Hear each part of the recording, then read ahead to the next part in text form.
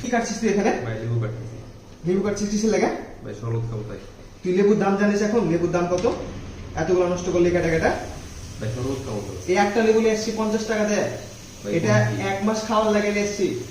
আসলে হ্যাঁ, লেবুর দাম জানিস কত এখন? কেন লেবু 10 টাকা আলে ছিল না? 10 টাকা?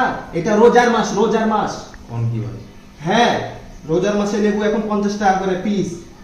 একটা লেবু নিয়ে এসছি, জানে 1 মাস খাওয়া হয়। দেখ কিভাবে কাটবি এখন, নষ্ট তো করে দিয়েছিস। ফ্রিজে রেখে রেখে খেতে হবে এখন। 30টা ভাগ করতে হবে। এখন এটা আবার যেটা লোক আছে কতটি করে ফালি ফালি করে লেবু রস দিবি, দিয়ে শরবত বানাবি। বুঝতে পারলি? কোন কি ভাই? দেখি। ঠিক আছে। হ্যাঁ, আর এটা ফ্রিজে রেখে দে।